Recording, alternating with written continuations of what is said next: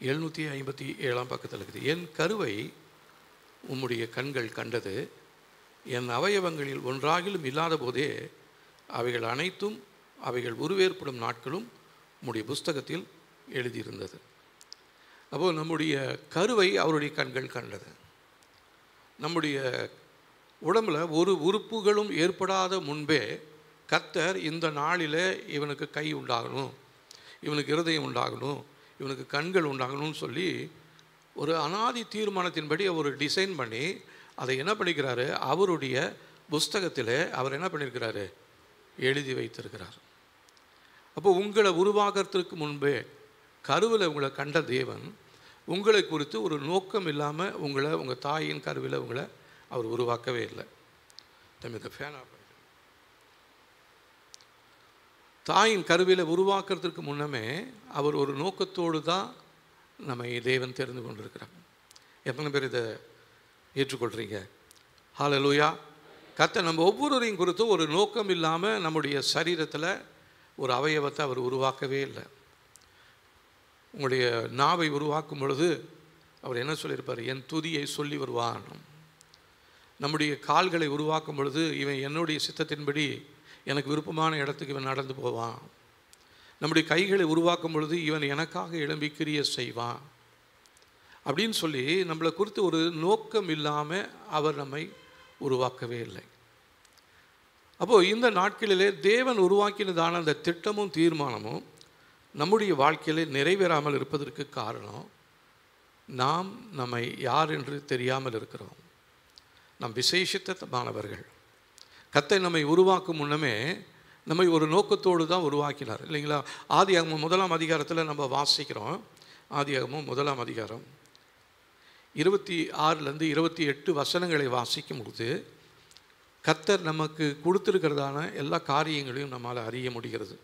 26 28 வசனங்களை வாசிக்கலாம் பாருங்க.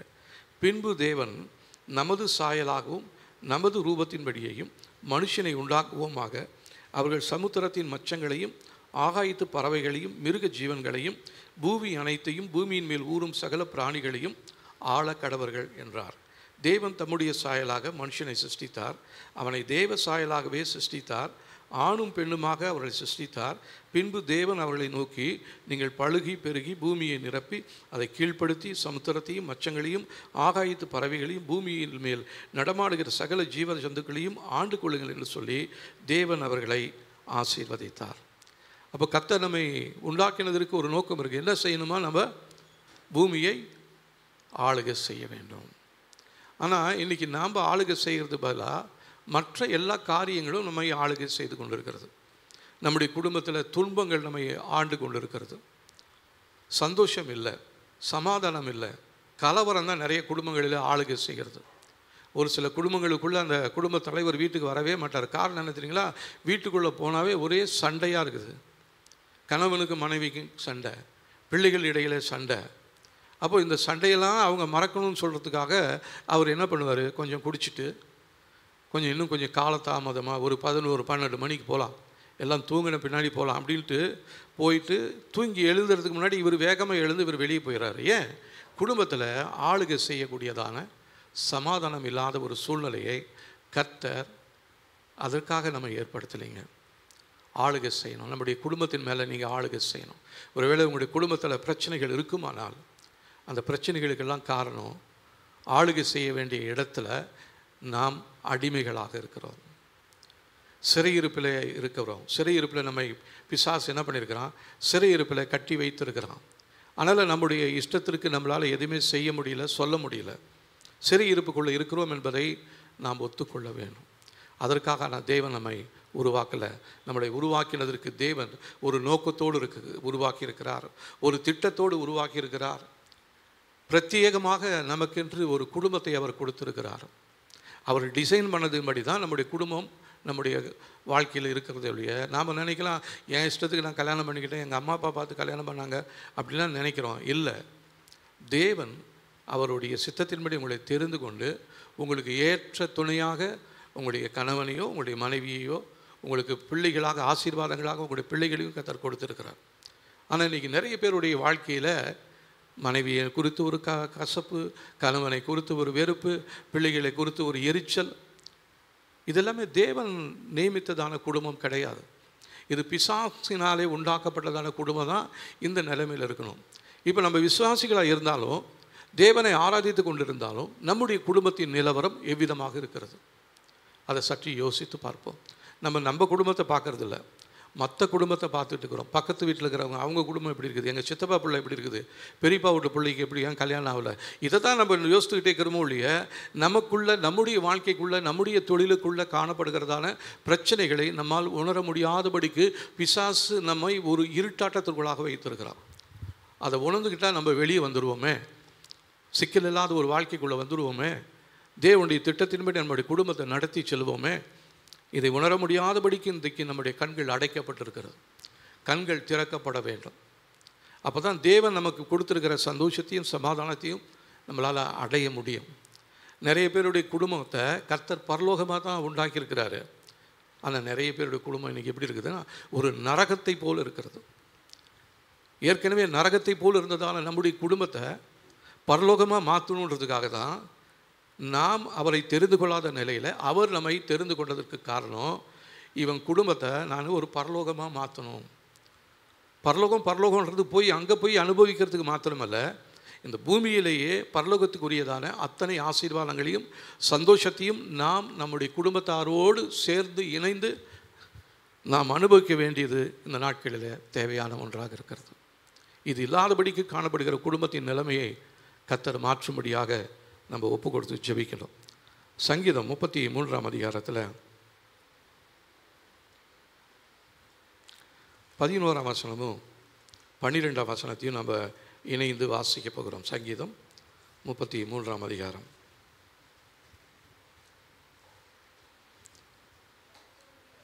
11ஆம் வசனமும் 12ஆவது வசனத்தையும். கர்த்தருடைய ஆலோசனை நித்திய காலமாகவும் அவருடைய இருதயத்தின் நினைவுகள் தலைமுறை தலைமுறையாகவும் நிற்கும். கர்த்தரை தங்களுக்கு தெய்வமாக கொண்ட ஜாதியும் அவர் தமக்கு சுதந்திரமாக தெரிந்து கொண்ட ஜனமும் பாக்கியம் உள்ளது. அப்போது நம்மளை ஆசீர்வாதமாக பாக்கியம் உள்ளவர்களாக எத்தனை நாட்களுக்கு, குறிப்பிட்ட வருடங்களுக்காக இல்லை, தலைமுறை தலைமுறையாக நம்முடைய ஜென்ரேஷனலாக நம்ம என்ன பண்ண போகிறோம்?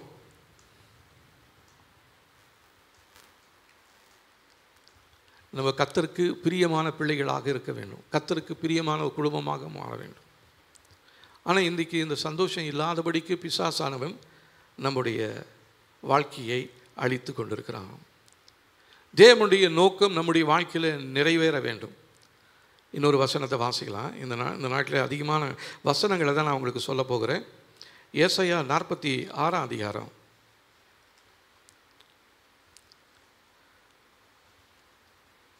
10-11 வசனங்களை வாசிக்கலாம். 853வது பக்கத்தில் இருக்குது. 46ஆம் அதிகாரம்.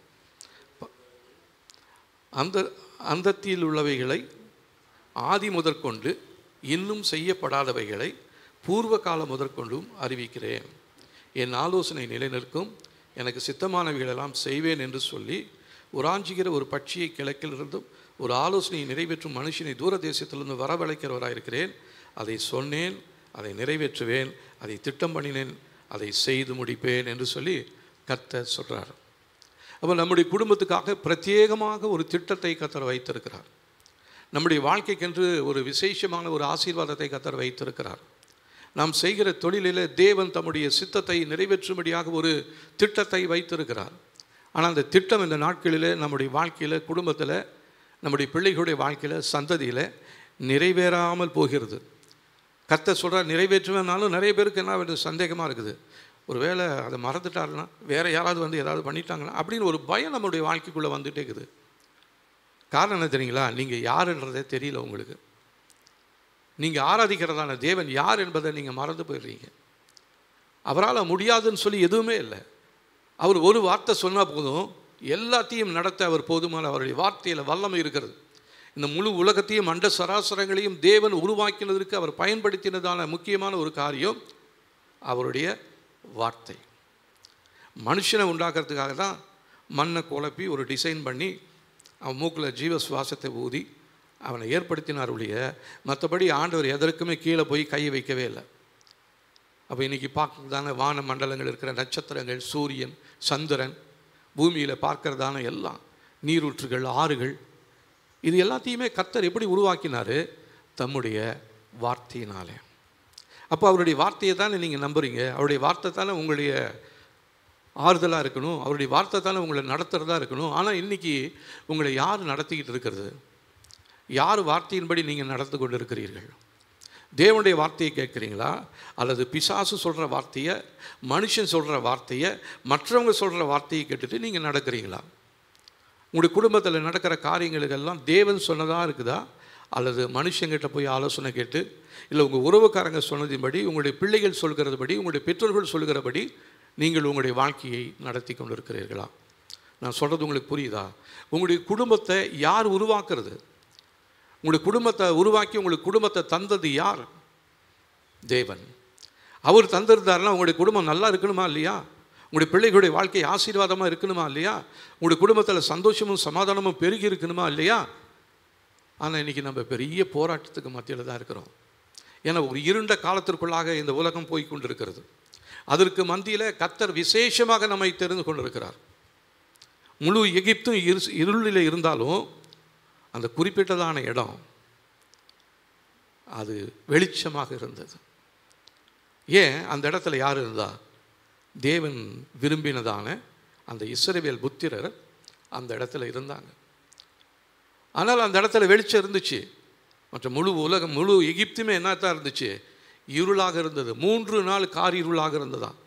ஒருத்தனும் உட்கார இடத்துல இந்த எழுந்திரிச்சு போகலை, நடக்கலை, அப்படியே இருக்கிறோம் சில மாதிரி.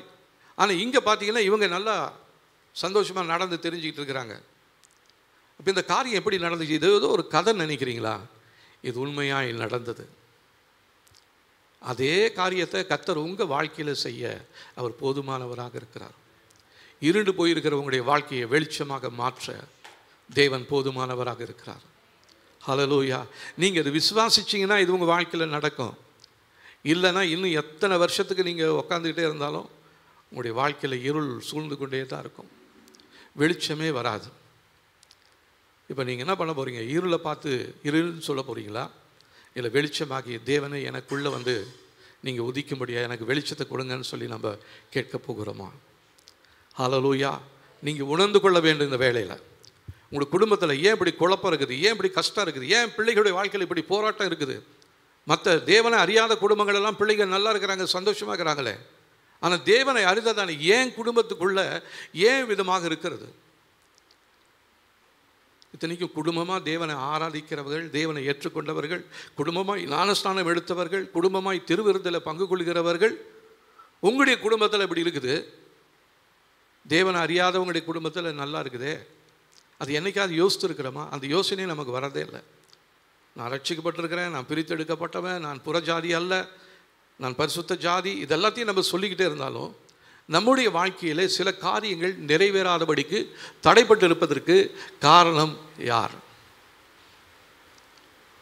அவர் சொல்கிறாரு, உன்னுடைய வாழ்க்கையில் அந்தத்தில் உள்ளவைகளை ஆதி முதற்கொண்டு இன்னும் செய்யப்படாதவைகளை பூர்வ காலம் முதற்கொண்டு அறிவிக்கிறேன். இப்போ அவர்கிட்ட போய் நம்ம கேட்கணும், ஆண்டவர் என் குடும்பத்தை குறித்து நீங்கள் என்ன திட்டம் வச்சுருக்கிறீங்க? என் பிள்ளைகளுடைய எதிர்காலத்தை குறித்து நீங்கள் என்ன யோசனை வச்சுருக்கிறீங்க? அவர்கிட்ட கேளுங்க.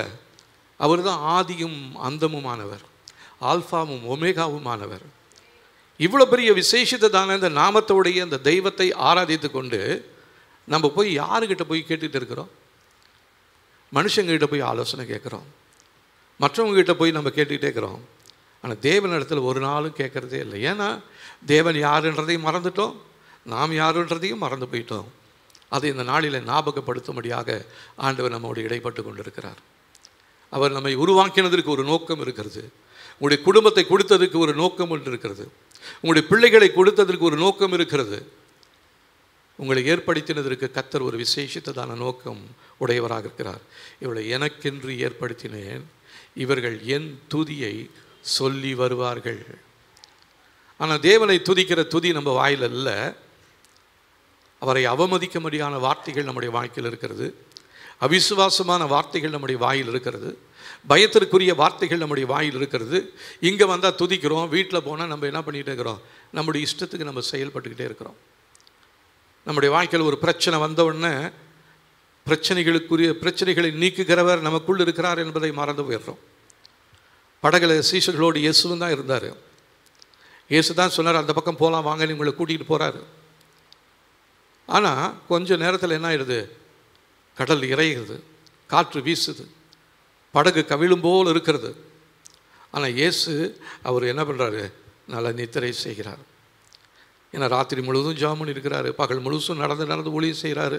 அதனால் கொஞ்சம் களைப்பின் மிகுதியினால் அவர் தூங்கிட்டு இருக்கிறாரு. அவருடைய இருதயத்தில் என்ன தெரியுங்களா, என் பிதா என்னை அனுப்பினார், என்னை இந்த உலகத்துக்கு அனுப்பினதற்கு ஒரு நோக்கத்தோடு என்னை அனுப்பியிருக்கிறார். நான் இவ்விதமாக பாடுபட வேண்டும், ரத்தம் சிந்த வேண்டும், இந்த பிள்ளைகளுக்காக என் ஜீவனை கொடுக்கணும், இவங்களுக்கு சமாதானத்தை கொடுக்கணும். ஆகவே இந்த நாளிலே தேவன் என்னுடைய வாழ்க்கையில் செய்ய நினைத்தது என் வாழ்க்கையில் அது தடைப்படாது அப்படின்ற அந்த ஒரு நோக்கத்தில் தான் அவர் தூங்கிக்கிட்டே இருக்கிறாரு. ஆனால் சீஷர்களுக்கு அழைத்ததான தேவன் யாருன்னு தெரியல, அவங்களுக்குள்ளே இருக்கிறதான இயேசு யாருன்னே தெரியல. இன்னும் நிறைய பேர் வீடுகளுக்குள்ளே தேவனே இல்லை. எப்படி ஆண்டவர் இருக்கிறாருன்னு சொல்லுவோம்? ஆண்டவர் இருந்தால் நிச்சயமாக அவர் நம்மளோட பேசுவார்.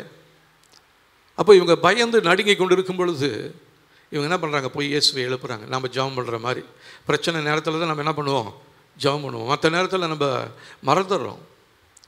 எனக்காக தான் ஜெபம் பண்ணுவேன், அதுவும் மற்றவங்களுக்காக நான் ஜெபமே பண்ண மாட்டேன். அப்படி ஒரு தீர்மானத்தோடு இருக்கிற நிறைய பேர் இந்த இடத்துல இருக்கிறீங்க. ஜெபம் பண்ண சொன்னால் உங்களுக்கும் உங்கள் குடும்பத்துக்கும் உங்கள் பிள்ளைகளுக்கு மாத்திரம்தான் ஜெபம் பண்ணுங்களே ஒழிய மற்ற சபையில் இருக்கிற மற்றவங்களுக்காக, ஊழியக்காரர்களுக்காக, ஊழியங்களுக்காக உண்மையாக ஜெபம் பண்ணியிருக்கீங்களா? எத்தனை பேரால் தைரியமாக சொல்ல முடியும், நான் எல்லாருக்காகவும் நான் ஜெபம் பண்ணுறேன்? ஹல்லேலூயா. நிறைய கரங்கள் இருக்கிறது, ஸ்தோத்திரம். சும்மா நான் சொன்னேன்னு கை தூக்கிடக்கூடாது. என்னன்னு தெரியாமலே நிறைய பேர் தூக்கிட்டு இருக்கிறாங்க. இல்லை நான் தூக்கலைன்னு என்னை பார்த்து என்ன நினச்சிக்குவாங்க, நான் ரொம்ப ஜெபம் பண்ணுற மாதிரி நான் பார்த்துக்கிட்டு இருக்கிறாங்க. இவங்க என்ன பண்ணுவாங்க, என்ன யோசிப்பாங்க, சபை என்ன யோசிக்கும், அதனால் எல்லோரும் தூக்குற மாதிரி நானும் தூக்கிடலாம் அப்படின்னு சொல்லி. அப்படி இருக்கக்கூடாது. அது வெறுமையாக்கப்பட்டதான ஒரு பாத்திரமாக இருக்கிறது. கேரளாவில் இருந்ததான ஒரு ராஜா, அவர் சொன்னாராம், நான் ஏற்கனவே இந்த உதாரணத்தை சொல்லியிருக்கேன். அவர் இன்றைக்கி ஒரு திருவிழா இருக்குது நம்ம ஊருக்குள்ளார.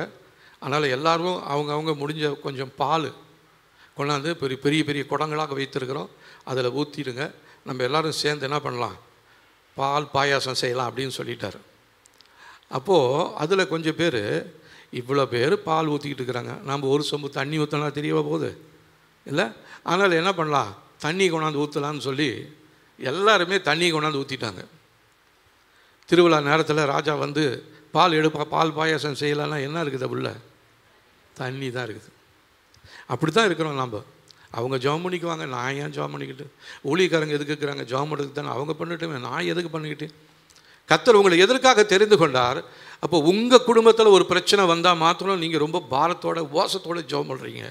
மற்ற குடும்பங்கள் ஏதாவது வந்தால் அதை குறித்து நினைக்கிறதே இல்லை. எப்படி கர்த்தர் உங்களுக்கு பதில் கொடுப்பார்?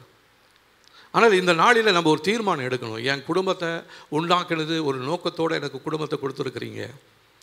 அப்போ உங்கள் மனைவிக்கிட்டேயோ உங்கள் கனவுகிட்டையோ பிள்ளைகிட்டையோ சண்டை போடும் பொழுது நீங்கள் தெரிஞ்சுக்கணும், ஒரு நோக்கம் இல்லாமல் எனக்கு இந்த மனைவியோ இந்த கணவனையோ இந்த பிள்ளைகளையோ தேவன் கொடுக்கல. ஆண்டவரே இந்த நேரத்தில் நான் சண்டை போட போகிறது கிடையாது. கோபம் வந்தாலும் ஆண்டவரே இயேசுவின் நாமத்தில் அதை என்னை விட்டு எடுத்து போட்டுருங்க, நான் இப்போ இவங்களுக்காக ஜெபம் பண்ணலாம் அப்படின்னு சொல்லிட்டு குடும்பமாக இணைஞ்சு வாங்க ஜெபம் பண்ணலான்னு யாராவது சொல்லியிருக்கீங்களா? வீட்டில் பிரச்சனை வர நேரத்தில் ஒரு வார்த்தை சொன்னால் போதும், எதிரிலேருந்து 7 வார்த்தை வருது, பிள்ளைங்க வாயிலேருந்து 15 வார்த்தை வருது. கொஞ்சம் நேரத்தில் அங்களுடைய பெரிய கலவரம் குழப்பம் வந்துடுது. அப்போ யாராவது என்னைக்காவது அப்படி சொல்லியிருக்கீங்களா? பிரச்சனை வர நேரத்தில் தயவு செஞ்சு நீங்கள் அப்படி சொல்லணும். பிரச்சனை ஒருத்தருக்குள்ளே உங்களுடைய கணவர் இடத்துலையோ உங்களுடைய மனைவி இடத்துலையோ உங்களுடைய பிள்ளைகள் இடத்துலையோ ஒரு பிரச்சனை வரும் பொழுது நீங்கள் டென்ஷன் ஆகாமல் என்ன பண்ணணும், நம்ம வாங்க எல்லோரும் ஜெபம் பண்ணலாம் அப்படின்னு சொல்லி பாருங்கள். ஆத்திரமாக பேசுகிற அந்த கணவர் அடங்கிடுவார், கோபமாக பேசுகிற அந்த மனைவி கொஞ்சம் சந்தோஷமாகிடுவாங்க, கீழ்ப்படியாத பிள்ளைகள் கீழ்ப்படியும்படியாக ஒப்பு கொடுக்கும். அப்போ இந்த நாளிலேருந்து நம்ம ஒரு தீர்மானம் எடுக்கணும். இனிமேல் என் குடும்பத்துக்குள்ளே ஏதாவது பிரச்சனை வந்தால் நான் போய் யாருக்கிட்டையும் சொல்ல போகிறதில்ல, எதையும் முறுமுறுக்க போகிறதும் கிடையாது. எதிர்த்தில் இருக்கிறவங்கள நான் என்ன பண்ணுறதில்ல, கேள்வி கேட்குறதே இல்லை. நீ செஞ்சது சரியா, நான் செஞ்சது சரியா, பிள்ளை செஞ்சது சரியா, நீ பிள்ளையை கண்டிக்கலை, நீ பிள்ளையை வளர்க்கலை அப்படின்னு ஒருவர் என்ன பண்ணிவாங்க, குற்றம் சொல்லி பெரிய போராட்டம் வந்துடும். பக்கத்து வீட்டில் இருக்கிறவன் பார்ப்பான், என்ன இப்போ தான் நல்ல கோயிலுக்கு போயிட்டு வந்தாங்க, திடீர்னு உங்கள் வீட்டில் இப்படி ஒரு சண்டை வந்துருக்குதுன்னு பார்ப்பாங்க. நிறைய குடும்பங்கள் இப்படி தான் சாட்சியற்ற குடும்பங்களாக இருக்கிறது. இது தேவனுக்கு மிகவும் வருத்தமான ஒரு காரியமாக இருக்கிறது. அதை யோசிக்கும் பொழுது ஒரு வேளை நீங்கள் அப்படி பார்த்தீங்கன்னா, ஒருத்தரை பார்த்தீங்கன்னா உங்களுக்கு எவ்வளோ வருத்தமாக இருக்கும் இல்லைங்களா, ஏன் இந்த குடும்பம் இப்படி இருக்குது அப்படின்னு சொல்லி. அப்போது இந்த குடும்பத்தை உண்டாக்கினதான தேவன் அவர் எவ்வளோ துக்கப்படுவார். நம்ம அவரை துக்கப்படுத்தலாமா? அவரை மறுபடியும் வேதனைப்படுத்தலாமா? மறுபடியும் அவரை சிலுவையில் அடிக்கலாமா? மறுபடியும் அவரை சிலுவையில் ரத்தம் சிந்த வைக்கலாமா? மறுபடியும் அவர் தலையில் முள்முடி வச்சு அடிக்கலாமா? மறுபடியும் அவருடைய கைகளிலும் கால்களிலும் ஆணிகளை வச்சு குத்தலாமா? இல்லை அந்த நாட்களில் இருந்தவங்க இயேசுவை தூசிச்சு நீ தேவனா அந்த இறங்கிவான்னு சொன்னது போல் தேவனிடத்தில் ஒரு சேலஞ்சு, ஆண்டவர் நான் உங்களை தானே நம்பணும், ஏன் என் குடும்பத்தில் இப்படி சண்டை இருக்குது, நீங்கள் உண்மையான தெய்வமான இந்த சண்டையை மாற்றுங்க ஆண்டவரேன்னு சொல்லி எத்தனை பேர் அப்படி குறை சொல்லி குற்றம் சொல்லிக்கிட்டே இருக்கிறீங்க. அவங்க குடும்பத்தில் நடக்காத ஒரு காரியத்துக்காக மற்றவங்களை மாத்திரமல்ல, தங்களுடைய குடும்பத்தாரை மாற்றமல்ல, தங்கள் ஆராதிக்கிறதான தேவனையும் அவங்க என்ன பண்ணிட்டு இருக்கிறாங்க, குற்றப்படுத்திக்கிட்டே இருக்கிறாங்க. நம்ம அப்படி எத்தனை நேரம் நம்ம அப்படி பேசியிருக்கோம் இல்லைங்களா? ஆனால் தேவன் நம்மை உருவாக்கினதற்கு ஒரு திட்டம் இருக்கிறது, குடும்பத்தை உண்டாக்கினதற்கு ஒரு நோக்கம் இருக்கிறது, உங்களுக்கு பிள்ளைகளை கொடுத்ததற்கு ஒரு நோக்கம் இருக்கிறது, உங்களுக்கு ஒரு தொழிலை கொடுத்திருப்பதற்கு ஒரு நோக்கம் இருக்கிறது. அவன் செய்வதெல்லாம் வாய்க்கும் என்று சொல்லி அப்படிப்பட்ட நோக்கத்தில் தான் உங்களுக்கு வேலையை கொடுத்துருக்கிறாரு. ஆனால் வேலைகளுக்கு மத்தியில் உங்களுடைய வேலை ஆசீர்வாதமாக இல்லாமல் போனதற்கு காரணம், உங்களுடைய வாழ்க்கையில் கஷ்டங்கள், கடன் தொகை தொல்லை இன்னும் அதிகமாக இருக்கிறதுக்கு காரணம் தேவன் யார் என்பதை நீங்கள் மறந்துட்டீங்க. அவர் கொடுத்ததான வாக்குத்தத்த வார்த்தைகளை நீங்கள் நம்பலை. மனுஷன் சொன்ன வார்த்தையை நம்புறீங்க. அட்வர்டைஸ்மெண்ட் சொல்கிறான், இதை பணத்தை போடு, இப்படி ஆகும், அதை பண்ணு, இதை பண்ணணும்னா போய் என்ன பண்ணிடுறாங்க, போய் துணிஞ்சு அதில் கொண்டு போய் பணத்தை போட்டுடுறாங்க. அப்போ நம்முடைய பார்ட்னர் யாராக இருக்கணும் தெரியுங்களா? இயேசுவாக இருக்கணும். நம்முடைய பங்குதாரர் ஆண்டவராகிய இயேசுவாக இருக்க வேண்டும். திரியேக தேவன் தான் நம்முடைய பங்குதாரராக இருக்கணும். மற்றபடி இன்றைக்கி பாருங்கள், பங்கு சந்தையில் போட்டு நிறையா எத்தனையோ கோடி ஊழல் பண்ணிட்டாங்க, அதை பண்ணிட்டாங்க, இதை பண்ணிட்டாங்கன்னு நிறைய பெரிய லிஸ்ட்டு வந்துக்கிட்டே இருக்குது. அது எவ்வளோ வந்தாலும் சரி, எனக்கு என் பங்கு கொடுத்து கவலையே இல்லை. ஏன்னா என்னுடைய பங்கு எங்கே தெரியுங்களா இருக்குது? தேவனிடத்தில் இருக்கிறது. என்னுடைய பங்கு பரலோகத்தில் இருக்கிறது. அதில் அவர் கொடுக்குற வட்டி இந்த பூமியில் எந்த மனுஷனாலையும் கொடுக்க முடியாது. அப்படிப்பட்ட ஒரு ரிட்டர்ன்ஸ் எனக்கு வரப்போகுதுங்க. அந்த எதிர்பார்ப்பில் தான் நான் சந்தோஷமாக இருக்கிறேன் அப்படின்னு சொல்லி நம்ம இந்த நாட்களில் சொல்ல வேண்டுமே ஒழிய, பங்கு சந்தையில் இப்படி கீழே போயிடுச்சு அப்படின்னு நிறைய பேர் இன்றைக்கி தூக்குப்பிட்டு நிறைய பேர் செத்து போயிருக்கிறாங்க.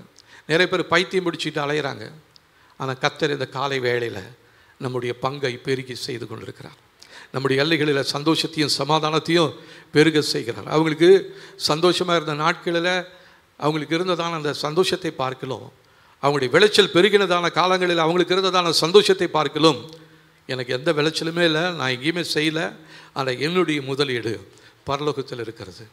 அவர் எனக்கு ஏற்ற நேரங்களில் என்னுடைய தேவைகளை சந்தித்து கொண்டிருக்கிறார். ஹல்லேலூயா.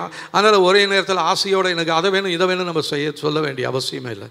தேவன் கர்த்தர் வனாந்தரத்தில் இஸ்ரவேல் ஜனங்களை நடத்தின பொழுது அவங்களுக்கு மன்னா என்றதான ஒரு உணவை கொடுத்தார். அந்த உணவு எப்போ போய் அவங்க எடுக்கணும்? காலையில் போய் எடுக்கணும். எந்த அளவுக்கு எடுத்துக்கணும்? அவங்களுக்கு தேவையான அளவுக்கு மாத்திரம் பொறுக்கிட்டால் போதும். ஆத்திரப்பட்டு கிடைக்குதே கிடைக்குதே கிடைக்குதேன்னு எல்லாத்தையும் எடுத்து வச்சா அது என்ன ஆயிடுச்சு? புழு புடுத்து நாற்றம் எடுக்கிறது. தேவனுடைய கோபம் அந்த ஜனங்கள் மேலே வந்தது. காரணம் என்ன? அவங்களிடத்தில் காணப்பட்ட பேராசை, பொருள் ஆசை, பண ஆசை. இத்தகைய ஆசைகள் நம்முடைய வாழ்க்கையில் இருக்கும் பொழுது அது நம்முடைய எல்லைகளில் இன்னும் கஷ்டத்தையும் கலக்கத்தையும் தான் கொடுத்துக்கிட்டே இருக்கும். ஒருவேளை ஆண்டவர் அறியாதவங்க நிறைய சம்பாதிச்சு சேர்த்து வச்சுக்கிட்டே இருக்கலாம், அது அவங்களுக்கு ஒரு பெரிய உயர்வாக இருக்கலாம். ஆனால் நமக்குள்ளே இருக்கிற சமாதானம் அவங்களுக்கு இல்லைங்க. நமக்குள்ளே இருக்கிற சந்தோஷம் அந்த குடும்பத்தாருக்குள்ளே இல்லை. ஊரெல்லாம் எண்ணெயை உடம்பெல்லாம் தேய்ச்சிக்கிட்டு ஊரெல்லாம் பிறண்டு பிறண்டு பிறண்டு வந்தாலும் உங்கள் மேலே எவ்வளோ மண் ஒட்டணுமோ அவ்வளோ மண் தான் ஒட்டும். நீங்கள் நினச்சிக்கலாம், எண்ணெய் தேய்ச்சிக்கிட்டு நல்லா ஊரெல்லாம் உருள்றான், தெருவெல்லாம் உருளலாம், எல்லாம் எனக்கு சொந்தமாயிடும்னு சொல்லி நீங்கள் உருண்டுக்கிட்டே இருந்தீங்கனாலும் உங்கள் மேலே காயம்தான் வரும், தேவையில்லாத கீறல்கள் தான் வரும். கர்த்தர் உங்களுக்கென்று நியமித்து வைத்திருக்கிறதான ஆசீர்வாதம் அது உங்களுக்கென்று பிரத்யேகமாக வைக்கப்பட்டிருக்கிறது. அதை எந்த திருடனாலையும் திருட முடியாது, எந்த பூச்சினாலையும் அதை அரித்து போடவும் முடியாது. பரலோகத்தில் உங்களுடைய பொக்கிஷங்களை சேர்த்து வையுங்கள் என்று சொல்கிறார். பரலோகத்தில் இருக்கிற பொக்கிஷங்களை நீங்கள் சேர்த்து வைக்கும் பொழுது கர்த்தர் உங்களுடைய எல்லைகளில் சந்தோஷத்தை கர்த்தர் கொடுக்கக்கூடிய தேவனாக இருக்கிறார். அதனால் அவரை மாத்திரம் நம்புவோம், அவரை மாத்திரம் உறுதியாக பிடிச்சு கொள்வோம். அவர் உங்களுக்கு போதுமானவராக இருக்கிறார். ஹல்லேலூயா. ஆமாம், அதனால் தேவன் நம்மை ஒரு நோக்கம் இல்லாமல் நம்மை தெரிந்து கொள்ளவே இல்லை. நோக்கம் இல்லாமல் நம்மளை தெரிந்து கொள்ளவே இல்லை.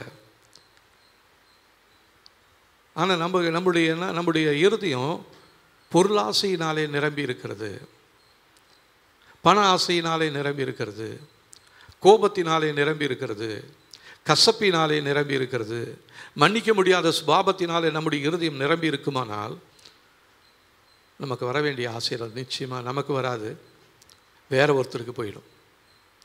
கர்த்தர் நம்மை ஆசீர்வதிக்கக்கூடிய அந்த நேரத்தில், ஆசீர்வதிக்கக்கூடிய அந்த இடத்துல நீங்களும் நானும் இல்லாமல் போயிட்டோம்னா அந்த ஆசீர்வாதம் வேறு ஒருத்தனுக்கு போயிடும். இப்படி தான் அந்த பிசாசை கும்பிட்டுக்கிட்டு இருக்கிறவங்க பார்த்தீங்கன்னா, நம்ம தேவனை நோக்கி நம்ம அதிகமாக ஜெபம் பண்ணிக்கிட்டே இருப்போம். ஆண்டவர் ஆசீர்வதிக்கிற நேரத்தில் அந்த இடத்த விட்டு நம்ம விலகி போயிடுவோம். பிசாசின் ஆட்கள் அந்த இடத்துல கொண்டு வந்து, பிசாசு பாரு நான் உன்னை ஆசீர்வதிச்சேன்னு சொல்லி அந்த ஆசீர்வாதத்தை அவன் பக்கமாக திருப்பிட்டு போயிடுவான். இதுதான் ஆவி மண்டலத்தில் நடக்கிற ஒரு காரியம். அவங்க குறி சொல்கிறாங்க, அதை பண்ணுறாங்க, இதை பண்ணுறாங்க, நல்ல நாளை பார்க்குறாங்க, ஆனால் அவங்களுக்கு எல்லாம் கிடைக்குதுன்னு நினைக்காதீங்க. நமக்கென்று ஆண்டவர் நியமித்திருக்கிற நன்மைகளை நாம் பெற்றுக்கொள்ளக்கூடிய இடத்துல, பெற்றுக்கொள்ள வேண்டிய நேரத்தில் அந்த இடத்துல இல்லாமல், அந்த நேரத்தில் நம்ம இல்லாமல் போவோமானால் பிசாசுக்கு தெரியும். அவன் அந்த இடத்துல தன்னுடைய ஆட்களை கொண்டு வந்து தேவன் உங்களுக்காகவும் எனக்காகவும் வைத்திருக்கிற ஆசீர்வாதங்களை அவங்க வழிக்கு அவன் அப்படியே திசை திருப்பிடுவான். இதுதான் நடந்துகிட்டே இருக்குது. ஆனால் நமக்குள்ள அந்த அறிவு இல்லாமல் போயிடுது. என் ஜனங்களோ அறிவில்லாமையினாலே சங்காரமாகிறார்கள். அப்போ ஏன் நம்முடைய குடும்பம் ஆசீர்வாதமாக இல்லை, நம்ம பிள்ளைகளுடைய ஆசீர்வாதம் இல்லை? ஏன் நம்ம குடும்பத்துக்குள்ளார மாத்திரம் தொடர்ந்து விபத்துகளும் ஆபத்துகளும் பெருகி கொண்டே இருக்கிறது? சற்று யோசித்து பாருங்கள். தேவன் யார், நீங்கள் யார் அப்படின்றத நீங்கள் மறந்து போயிட்டீங்க. சற்று நினைவு கூறும்படியாக இந்த நாளில் நான் உங்களை அன்பாய் கேட்டுக்கொள்கிறேன். கர்த்தர் ஆதி முதல் அந்தம் வரையிலும் அவர் செய்து வைத்திருக்கிறவைகளை அவை பூர்வ காலம் முதற்கொண்டே அவர் முன்னாடியே தெரிவித்திருக்கிறார். அவர் ஆலோசனை நிலைநிற்கும், அவருக்கு சித்தமானவைகள் எல்லாம் அவர் செய்வார். ஹல்லேலூயா. ஆமாம். அப்போ அவருடைய சித்தமானது என் வாழ்க்கையில் நடக்கணும்னு சொன்னால் நான் என்ன பண்ணணும்? தேவனுடைய திட்டத்திற்கு, தேவனுடைய சித்தத்திற்கு நான் என்னை எப்பொழுதும் ஆயத்தத்தோடு காத்திருக்கணும். நீர் இல்லாத நிலம் போல மழை எப்போ பெய்யும் அப்படின்னு சொல்லி அந்த நீர் இல்லாத நிலம், காஞ்சி போன நிலம் அப்படியே ஆவலோடு பார்த்துக்கிட்டு இருக்கும். என் மேலே எப்போ ஆண்டவரே மழை பெய்ய பண்ண போகிறீங்க, இப்படி வெடுப்பாக இருக்குது, என் நிலமெல்லாம் பாதிச்சுப்பட்டுருக்குது, எனக்கே ஒரு அவமானமாக இருக்குது, என்னை பார்த்தாலே ஒரு கஷ்டமாக இருக்குது ஆண்டவரே, என்ன நீங்கள் ஆசீர்வதிக்காமல் நான் உங்களை போகிறதே கிடையாது. யாக்கோபு அதை அறிஞ்சிக்கிட்டாரு. ஆனால் தான் அவரை விடாமல் பெற்றி கொண்டார். அதுக்கு முன்னாடி பெற்றுக்கொண்டதான ஆசீர்வாதம் தகப்பன் வீட்டில் சகோதரத்தில் ஏமாத்தினது, மாமனார்கிட்ட ஏமாத்தினது எல்லாம் வருது. 2 பரிவாரங்கள் எனக்கு முன்னாடி போகுது. ஆனால் அதெல்லாம் எனக்கு உகந்த ஆசீர்வாதம் இல்லை ஆண்டவரே. உங்கள் கரத்திலேருந்து வருகிற ஆசீர்வாதம் தான் எனக்கு முக்கியம். அது இல்லாமல் இந்த 2 பரிவாரங்களை என்னால் நடத்த முடியாது. இதோ என் சகோதரன் வேறு என்ன அடிக்கணும், கொள்ள அடிக்கணும்னு எதிராக வந்துட்டு இருக்கிறான். அவனை ப்ளீஸ் பண்ணணும்னு நான் என்ன பண்ணுறேன், அவனுக்கு நிறையா ஆடுகீடெல்லாம் கொடுக்குறேன், ஆனால் அவன் எனக்கு எதிராக வந்துகிட்டே இருக்கிறான்.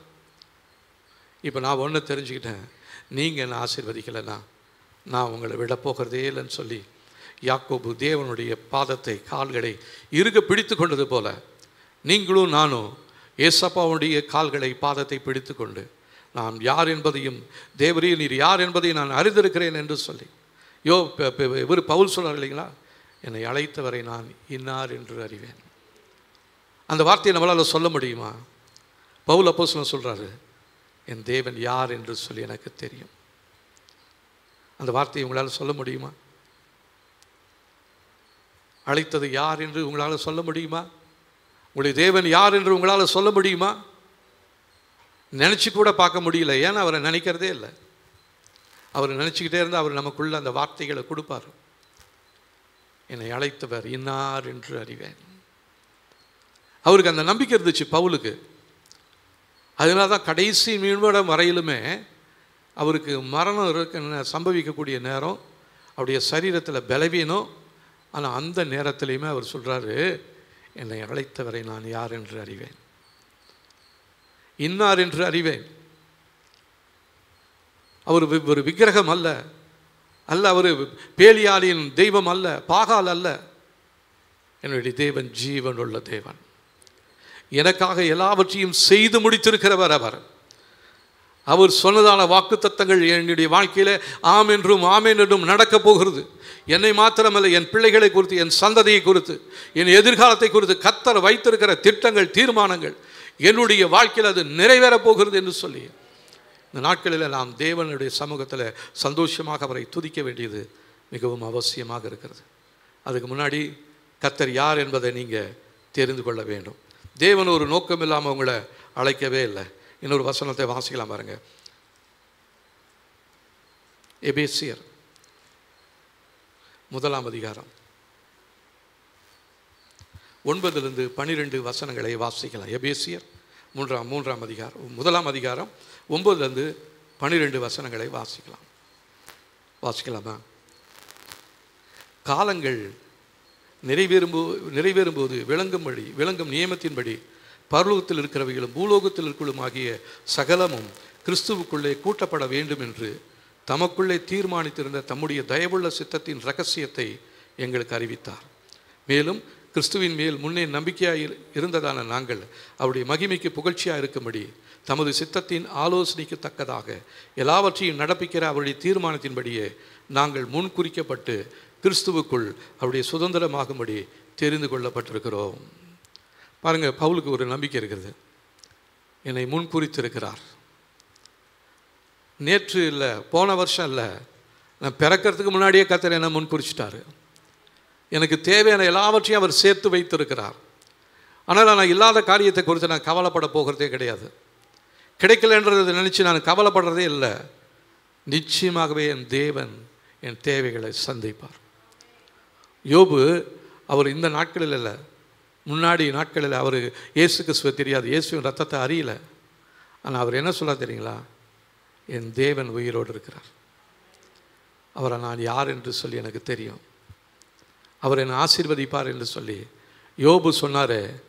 இன்றைக்கி இயேசுவின் ரத்தத்தை தெரிஞ்சு அவருடைய ரத்தத்தினால் கழுவப்பட்டு அவரை ஆராதித்து கொண்டிருக்கிறதான நீங்களும் நானும் ஏன் நம்மளால் சொல்ல முடியல? நம்முடைய பிரச்சனை நேரத்தில், வேண்டுதல் நேரத்தில், நம்ம பிரச்சனை நேரத்தில் நம்ம வேண்டிக் கொள்கிறது எல்லாமே ஐயோ ஐயோன்னு தான் ஜெபம் பண்ணுறோமே ஒழிய ஆண்டவர் நமக்கு ஸ்தோத்திரம் நம்மளால் சொல்ல முடியறதில்லை. ஏன்னா நம்முடைய பிரச்சனை அழிச்சு போயிட்டுருமோன்னு ஒரு பயத்தில் தான் நம்ம என்ன பண்ணிகிட்டே இருக்கிறோம் தெரியுங்களா? ஆண்டவரே சோத்திரம், ஆண்டவரே சோத்திரம். எங்கே அந்த சோத்திரத்துக்கு பதில் வரப்போகுது? எங்கே அது ஆண்டவருடைய சமூகத்துக்கு போகிறது? விடிய நல்லா ஜெபம் பண்ணிட்டு திடீர்னு பூனை கிச்சனில் உருட்டுச்சுன்னா தூங்கிட்டு இருங்க, எங்கே எழுந்திரிங்க, திருட வந்துட்டான்னு சொல்லுவோம். அங்கே போனால் பூனை தான் இருக்கும். அப்படி தான் நம்ம இருக்கிறோம். பிரச்சனை நேரத்தில் நம்ம என்ன ஜெபம் பண்ணுறோன்னு தெரியாமல் ஐயோ அம்மா அப்பான்னு தான் நம்ம கதறிக்கிட்டே இருக்கிறோமோ ஒழிய தேவனுடைய நாமத்தை உயர்த்துவதே இல்லை, துதிக்கவே முடிகிறதில்ல. நம்முடைய வாயில் அழிவுக்குரிய வார்த்தைகள் தான் வந்து கொண்டே இருக்கிறதொழிய ஆசீர்வாதத்துக்குரிய வார்த்தைகள் நம்முடைய வாழ்க்கையில் வருவதே இல்லை.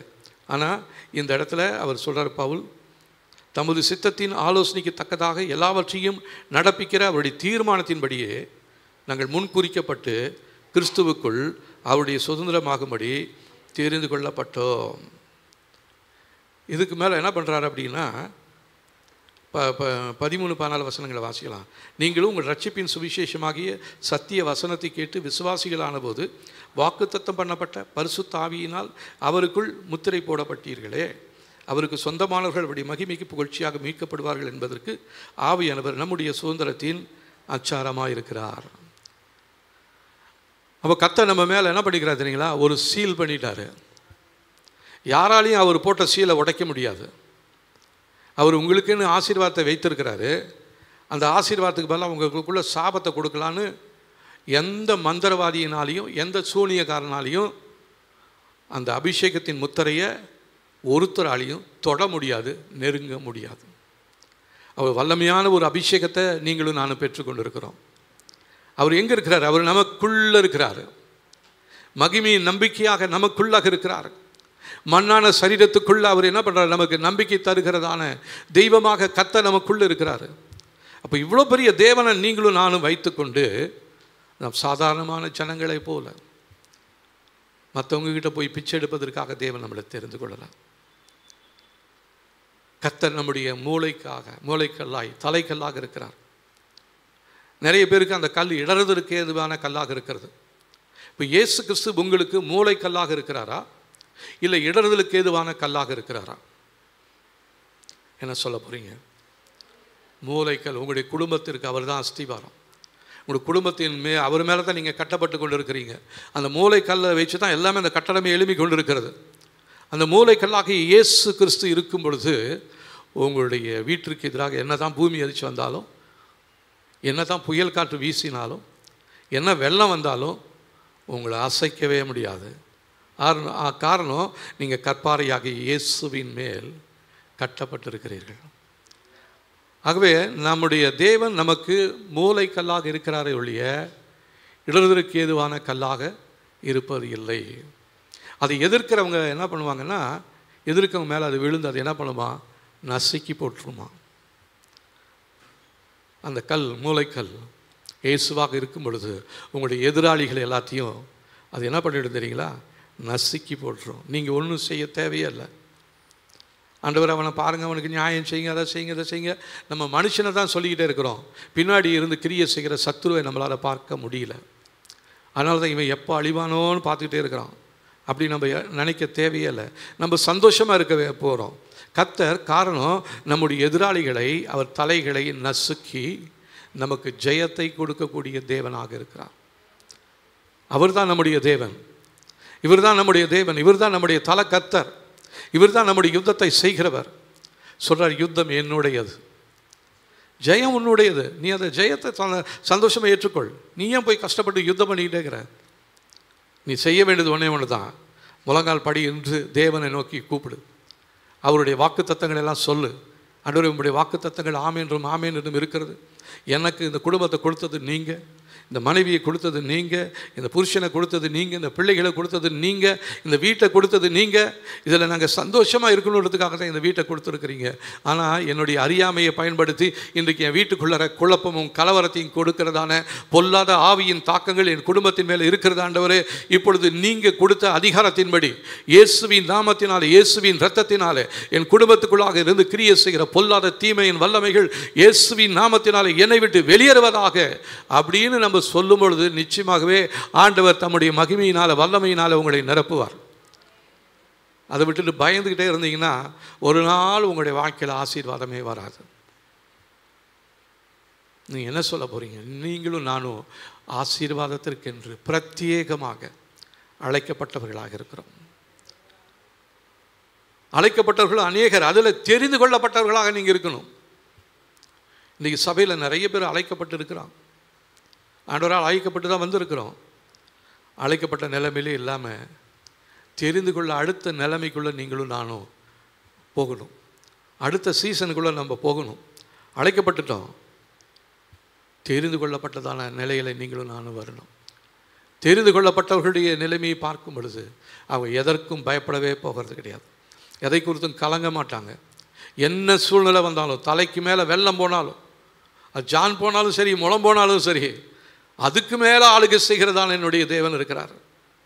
நான் தண்ணீரை கடக்கும் பொழுது, ஆறுகளை கடக்கும் பொழுது, அக்கினி ஊடாக நான் நடக்கும் பொழுது தானியேலோடு இருந்ததான, சாத்ராக் மேஷாக் ஆபேத்நேகோவோடு இருந்ததான அதே தேவன் என்னுடைய தேவனாக இருக்கிறார். ஒருவேளை நீங்கள் சிங்க கபியில் இருப்பது போல இருக்கலாம். சிங்க கபியில் நீங்கள் நடந்தாலும், அக்கினி சோலைக்குள்ளே நீங்கள் இருந்தாலும், உங்களுக்கு பலன் தருகிறவர், உங்களை விடுதலை பண்ணுகிறவர், உங்களுடைய தலையை உயர்த்துகிறவர் தேவனாக இருக்கிறார். ஹல்லேலூயா. யோசிப்பு பாருங்கள், அவனை குறித்து ஒரு தேவன் ஒரு சொப்பனத்தை கொடுத்துருந்தான். அந்த சொப்பனம் எல்லாம் நிறைவேறுகிறது என்று அவருக்கு நன்றாக தெரியும். ஆனால் தான் எவ்வளோ வேதனை வந்துச்சு, பாவம் செய்யக்கூடிய சூழ்நிலை வந்துச்சு. ஆனால் அவருடைய இருதயத்துக்குள்ளே அந்த இருந்ததான எண்ணம், என் தேவனுக்கு முன்பாக நான் எப்படி பாவம் செய்கிறது? அவர் சர்வ வல்லவர். அவர் என்னை குறித்து ஒரு பெரிய திட்டம் வச்சிருக்கிறார். ஒருவேளை அந்த அதிகாரியுடைய மனைவி அவன் மேலே தவறான ஒரு குற்றம் சாட்டி அவளை சிறைச்சாலைக்குள்ளே போட்டாலும் மற்றவங்கள எல்லாத்தையும் விசாரிக்கிறவனாக தான் யோசேப்பு இருந்தார் ஒழிய, மற்றவங்களோட போய்கிட்டு அவங்களோட போய்கிட்டு ஐயோ ஏன்ப்பா அப்படி இருக்கிற, நானும் தவறு செய்யாதவன், நீயும் தவறு செய்யாதவன், நம்ம 2 பேருமே என்ன பண்ணிட்டோம், உன்னால் நான் கேட்டேன் என்னால் நீ கேட்டான்னு சொல்லி நம்ம என்ன பண்ணிட்டு இருக்கிறோம், கட்டி பிடிச்சிக்கிட்டு நடந்துட்டு இருக்கலாம் யோசேப்பு. ஆனால் யோசேப்பு அப்படி சொல்லலை. அங்கே போகிற 2 பேர் ரொம்ப கவலையோடு இருக்கிறாங்க. ஏன்ப்பா கவலையாக இருக்கிற, ஒரு சொப்பனம் பார்த்தோம், அதுக்கு யாரும் அர்த்தம் சொல்லலை, சொப்பனத்தை அர்த்தம் சொல்கிறது தேவன், சொல்லு நான் உனக்கு அதை சொல்கிறேன் அப்படின்னாரு. காரணம் என்ன தெரியுங்களா, அவருக்குள்ள தேவன் இருக்கிறார் என்பதை அவர் அறிந்திருந்தார், தன்னுடைய தேவன் யார் என்பதை அவர் தெரிந்து கொண்டிருந்தார். சொப்பனம் தருகிறது தேவன், அதனுடைய அர்த்தத்தையும் சொல்லுகிறவர் தேவன் என்பதை யோசேப்பு அறிந்திருந்ததினால தான் தைரியமாக அவரால் அந்த வார்த்தையை சொல்ல முடிந்தது. அந்த அர்த்தம் சொன்னதுனால இவருக்குள்ள ஒரு உயர்வை கர்த்தர் வைத்திருந்தார். அதில் அந்த பாத்திரக்காரங்கிட்ட சொல்கிறார், நீ நல்லா இருக்கும் பொழுது என்ன நினச்சிக்கோ, நான் எந்த தவறும் செய்யலை, என்கிட்ட நீ போய் ராஜாவுக்கு கொஞ்சம் பாத்திரம் அந்த ரசம் கொடுத்தீங்கன்னா அவர்கிட்ட கொஞ்சம் எடுத்து சொல்லு அப்படின்னு சொல்லி யோசேப்பு சொன்னார். ஆனால் யோசேப்பு சொன்ன அந்த மனுஷன் என்ன பண்ணிட்டார், மறந்து போயிட்டார். ஆனால் தேவனும் மறந்து போகலை. தேவன் கொடுத்ததான வாக்குத்தத்த வார்த்தைகளை நிறைவேற்ற உண்மையுள்ளவராக இருந்தார். அவர் பார்வோனுக்கே ஒரு சொப்பனத்தை கொடுத்தாரு. அந்த சொப்பனத்துக்கு அர்த்தம் சொல்ல அந்த ஊரில் யாருமே இல்லை. அந்த நேரத்தில் பாத்திரக்காரனுக்கு ஒரு அறிவு வருது, ஐயா இந்த மாதிரி ஜெயிலில் என்னோட இருந்தவர் ஒருத்தர் இருந்தார், அவர் எல்லா கனவுக்கும் அர்த்தம் சொல்லுவாராம், உடனே போய் அவனை கூட்டிகிட்டு வா அப்படின்னு. ஒன்றே அவன் கையில் இருந்ததான விலங்கெல்லாம் ஒடிச்சு அவனுக்கு வேறு சட்டையை போட்டு அவனை அவசரமாக கொண்டு வந்து ராஜா சமூகத்தில் நிறுத்துகிறாங்க. ராஜா சொன்ன கனவுக்கு இவர் அர்த்தம் சொல்கிறார். அந்த ராஜா சொல்கிறார், ஒன்றை போல தெய்வ நாணம் படைத்தவர், தேவனுடைய பிரசன்னம் இருக்கிற மனுஷனை வேறு யாரும் இல்லை, நீ தான் இந்த நாள்லேருந்து என்னுடைய தேசத்தை நீ தான் நடத்தணும், இந்த ராஜாங்கத்தில் நான் உனக்கு மேலே இருப்பேன், மற்றபடி நீ என்ன சொல்கிறியோ அதுதான் நடக்கும், ஒருத்தனும் உத்தரவு இல்லாமல் தன்னுடைய கையோ காலையோ அசைக்கக்கூடாது அப்படின்னு ஒரு திட்டத்தை போட்டு அவனை உயர்த்துறாரு. காரணம் அதுக்கு பின்னாடி தேவன் ஒரு திட்டம் வச்சிருக்கிறாரு, ஆபிரகாமுடைய சந்ததியை நான் கொண்டு வரணும். உன் கூட பிறந்த 11 சகோதரர்கள் அவங்க குடும்பத்தாரெலாம் அங்கே பஞ்சத்தில் இருக்கிறாங்க, அவங்களெல்லாம் சிறையிருப்பிலேருந்து பஞ்சத்திலிருந்து காப்பாற்றுறதுக்காக யோசேப்பை நான் உன்னை முன்கூட்டியே தெரிந்து கொண்டு உன்னை இந்த இடத்துல கொண்டு வந்து வைத்திருக்கிறேன். அப்போ யோசேப்பு சொல்லியிருப்பார் இல்லைங்களா, ஆண்டவரே நீங்கள் சகலவற்றையும் செய்ய வல்லவர், ஆண்டவரே நீங்கள் செய்ய நினைச்சது ஒரு நாள் தடைப்படாது, கர்த்தாவே உங்களுக்கு நான் நன்றி சொல்கிறேன், நான் உங்களை துதிக்க மறந்துட்டேன், ஆனால் நீங்கள் என்னை நினச்சிக்கிட்டே இருக்கிறீங்களே, நானும் சிறுமியும் எளிமையுமானவன், கர்த்தாவே நீங்கள் எப்போதும் என்னுடைய நினைவாகவே இருக்கிறீங்க, என் ஏழை குடும்பத்தை என் பிள்ளைகளை நீங்கள் நினச்சி எனக்காக ஒரு வடிய வாசலை ஏற்படுத்தி இருக்கிறீங்களே, உமக்கு கோடி ஸ்தோத்திரம் என்று சொல்லி யோசேப்பு தொழுது கொண்டிருப்பார் கர்த்தருடைய நாமத்தை. இது என்னுடைய கற்பனையில் நிச்சயமாக செய்திருப்பார். கர்த்தர் உங்களை எத்தனை சூழ்நிலையிலிருந்து எத்தனை சிறையிருப்பிலிருந்து உங்களை வெளியே கொண்டு வந்தார், அதெல்லாம் நீங்கள் நினச்சி தேவனுக்கு நன்றி சொல்லியிருக்கீங்களா? தேவன் உங்களுடைய வாழ்க்கையில் செய்த நன்மைகளை நினைத்து நன்றி சொல்லி கொண்டிருந்தால் ஒவ்வொரு நாளும் ஒவ்வொரு நிமிஷமும் 1000 நாவுகள் இருந்தாலும் அவருக்கு நன்றி சொல்ல போதாதுங்க. ஆனால் நம்ம என்ன பண்ணிட்டோம், மறந்து போயிட்டோம். தேவனை நினைப்பதற்கு நமக்கு நேரமே இல்லை. ஒரு பெரிய தவறு செஞ்சிட்டேன், அந்த தவறை ஆண்டவரை நீங்கள் மன்னிங்க என்று சொல்லி ஆண்டவர்கிட்ட மன்னிப்பு கேளுங்க.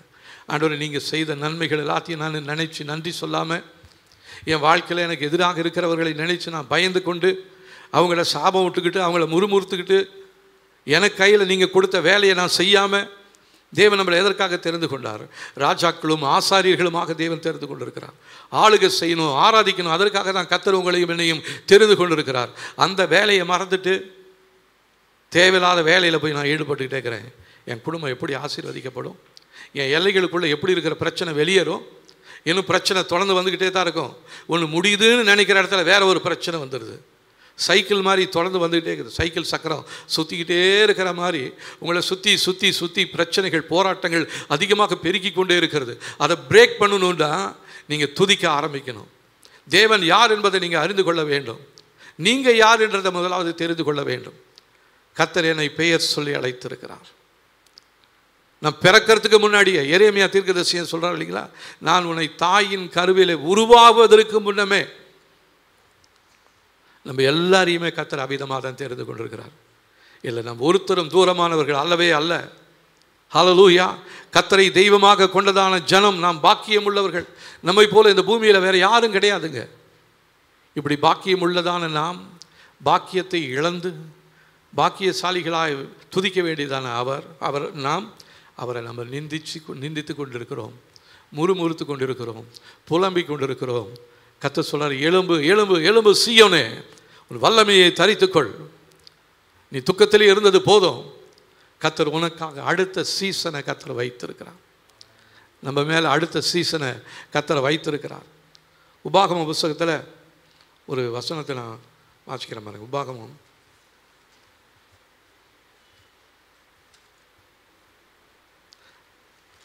கழுகு தன் கூட்டியை களைத்து தன் குஞ்சுகளின் மேல் அசைவாடி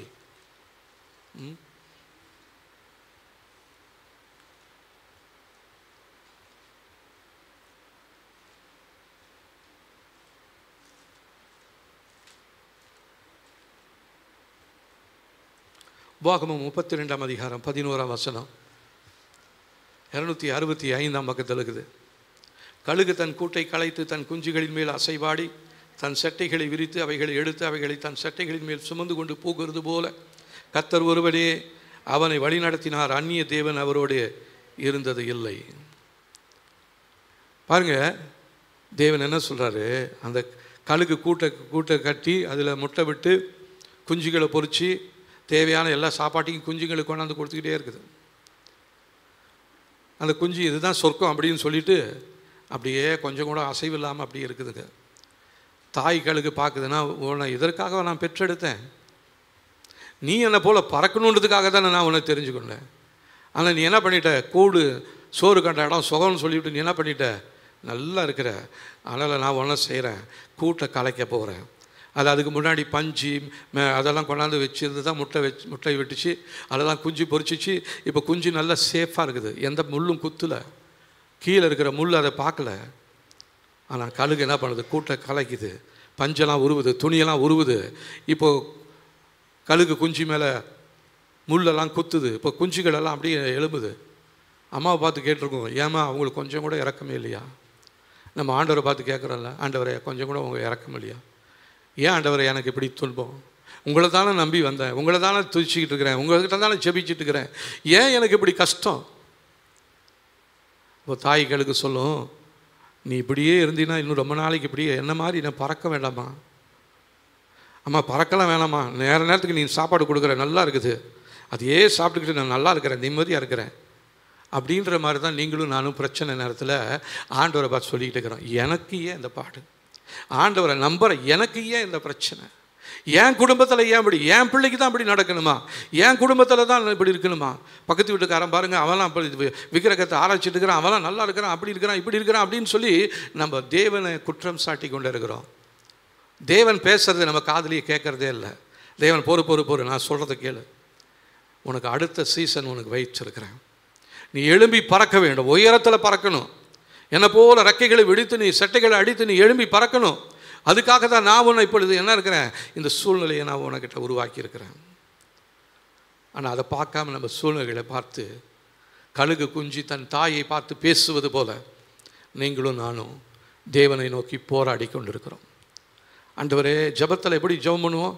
ஆண்டவரே, உங்களுக்கு கண் இல்லையா? கொஞ்சம் கூட என்னை பார்க்க மாட்டீங்களா? கண் இருந்தால் அப்படிலாம் பண்ணுவீங்களா? நீங்கள் நல்லவர்னு சொல்கிறாங்க, நீங்கள் நல்லவராக இருந்தால் ஏன் என் வாழ்க்கையில் இப்படி தீமை? இப்படி நம்ம ஆண்டவரை குற்றப்படுத்திக்கிட்டே இருக்கிறோம். ஆண்டவர் சொல்கிறாரு, உனக்கு அடுத்த ஒரு சீசன் வைத்திருக்கிறேன், நீ கூண்டுலேயே இருக்கணுன்றது என்னுடைய விருப்பம் அல்ல, அதற்காக நான் உன்னை பெற்று எடுக்கலை. சில பெற்றோர்கள் சொல்லுவாங்க, பிள்ளைகள் தொந்தரவு பண்ணும்பொழுது, இதுக்காகவா தான் நான் உன்னை பெற்றேன் அப்படின்வாங்க. சில குடும்பத்தில் அந்த பிள்ளை தாய் தகப்பனுக்கு விரோதமாக பேசும். சில பிள்ளைகள் ஏன் என்னை பெற்ற அப்படின்னு கூட கேட்குங்க. அப்போ பெற்றோருக்கு மிகுந்த வருத்தம் வரும். ஆமாடா கேளு, இதுக்காக தான் நான் உன்னை பெற்று எடுத்தனா, வளர்த்தனா, உன்னை தூக்கி சுமந்தனா அப்படின்னு அவங்க எல்லா காரியத்தையும் சொல்ல இவனுக்கு இன்னும் ரைஸ் ஆகிடும். உங்களை மாதிரி தான் பக்கத்து வீட்டில் பெற்றுருக்குறாங்க, அவங்க பாருங்கள் எப்படி வளர்த்துக்கிட்டு இருக்கிறாங்க. ஆனால் நான் உங்களை நம்பி இவ்வளோ நாள் உங்களுக்கு கீழே இருந்தேன், எனக்கு ஒன்றுமே கொடுக்கலையே. அந்த மூத்த சகோதரன் அந்த இளைய சகோதரன் வந்தவொடனே தகப்பன் அவனை வீட்டில் ஏற்று அவனுக்கு ஒரு விருந்து செய்யும் பொழுது மூத்த சகோதரன் சொல்கிறாரு, நான் இவ்வளோ நாள் இருந்தேன், எனக்கு அடித்து சாப்பிட்றதுக்கு, என் நண்பர்களோடு சாப்பிட்றதுக்கு ஒரு ஆட்டுக்குட்டி கூட கொடுக்கலையே. அப்போ தகப்பன் சொல்கிறார், நீ என் கூட இருக்கிற, எனக்கு உள்ளதெல்லாம் உனக்கு தான்ப்பா. இதுதான் ஆண்டவர் நம்மளோட பேசிகிட்டே இருக்கிறாரு. முழு உலகத்தையும் நான் உண்டாக்கினேன், சகலமும் என் கையின் சிருஷ்டிப்புகளாக இருக்கிறது, நீ பார்க்குற எல்லா நன்மைகளும் என்னால் உருவாக்கப்பட்டது, என்னால் தர முடியாது நீ நினைக்கிறியா? உன் ஜெபத்தை நான் கேட்கல நீ நினைக்கிறியா? உனக்கு அடுத்த சீசன் நான் வச்சிருக்கிறேன். கூண்டிலிருந்து நான் உன்னை உயர பறக்க வைக்கும்படியாக உன்னை தெரிந்து கொண்டிருக்கிறேன். ஹல்லேலூயா. ஓ தலமா ரதுரானியா சந்தரேனியா. கர்த்தர் நம்ம ஒவ்வொருடைய வாழ்க்கையிலுமே அடுத்த நிலைமைக்குள்ளே கொண்டு போகிறார். ஆனால் அதற்கு முன்பாக சில பிரச்சனைகளும் போராட்டங்களையும் நீங்களும் நானும் பார்க்க வேண்டும், அனுபவிக்க வேண்டும். அதுக்கு மத்தியில் கர்த்தரை துதிக்கணும். எந்த சூழ்நிலை வந்தாலும், சும்மா பாட்டுக்காக ஃபாதர் பாடிட்டார், எத்தனை யார் மறந்தாலும் எந்த தீங்கு செஞ்சாலும் நான் உங்களை துதிப்பேன்னு சொல்லி அவர் பாடுறாரு. ஆனால் அவர் எழுதின பாட்டை இன்றைக்கி நீங்களும் நானும் பாடிக்கிட்டே இருக்கிறோம். அது உண்மையாக நம்முடைய வாயிலிருந்து வர பாடல் இல்லை, பொய்யான பாடலாக இருக்கிறது.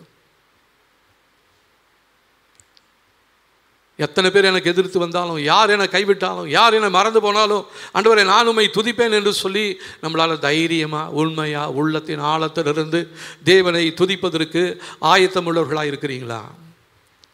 உங்கள் வாழ்க்கையில் அடுத்த லெவலுக்குள்ளே கொண்டு போகிறார். ஆனால் கஷ்டத்தை பார்த்து சோர்ந்து போயிடாதீங்க. தேவன் ஒரு தீர்மானம் இல்லாமல் உங்களை அந்த கூண்டுக்குள்ளே வைக்கல.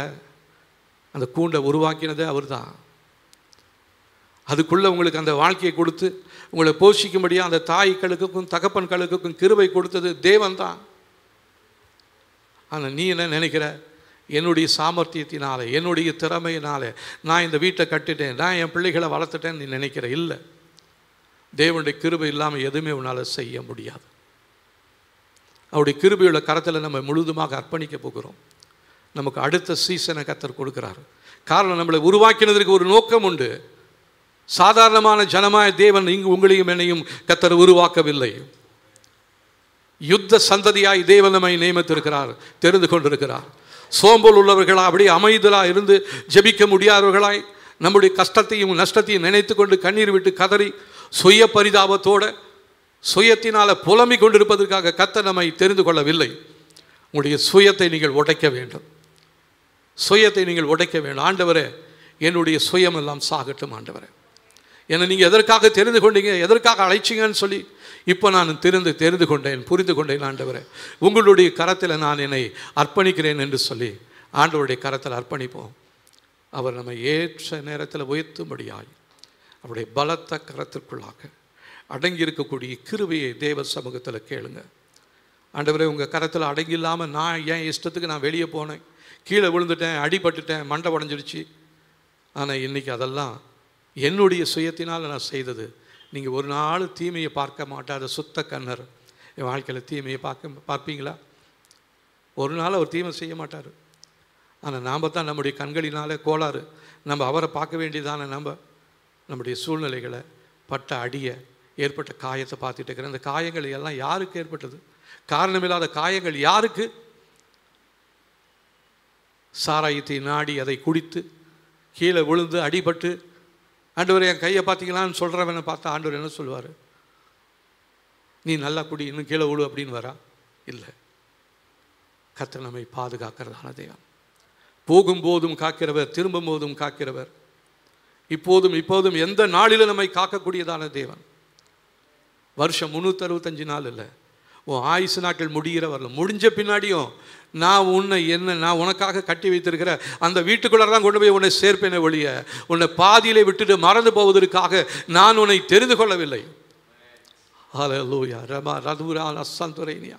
நம்ம யாவரும் எழுந்து நின்று தேவ சமூகத்தில் நம்ம ஜெபிக்க போகிறோம். ஆண்டவரே, நான் யார் என்று தெரிந்து கொண்டேன். ஆண்டவரே, என்னுடைய தேவன் யார் என்று என்னால் உணர முடிஞ்சது. என் வாழ்க்கையில் வந்ததான எல்லா காரியங்களுக்கும் ஒரு நோக்கம் இருக்கிறது. அநேக காரியங்கள் நான் தவறு செய்ததினாலே, உம்மை அறியாததினாலே, அறிந்தும் அறியாதவனாய் செயல்பட்டதினாலே என்னுடைய வாழ்க்கையில் இந்த போராட்டங்களும் பிரச்சனைகளும் வந்துடுச்சு. இந்த போராட்டங்களிலிருந்து எனக்கு விடுதலை தர நீங்கள் ஒருத்தர் மாத்திரமே போதுமானவராக இருக்கிறீங்க.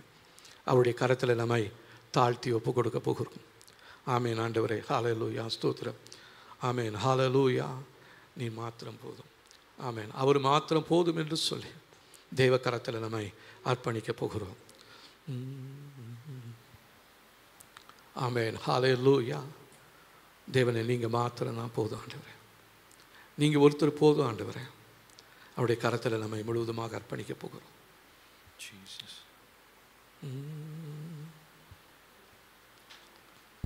யெகோவா ஈரே தந்தையாம் தேவன், நீர் மாத்திரம் போதும் எனக்கு. யெகோவா ராஃபா சுகம் தரும் தேவன், என் தேவையெல்லாம் சந்திப்பீ. யெகோவா ஷம்மா என் கூட இருப்பீ, என் தேவையெல்லாம் சந்திப்பீ.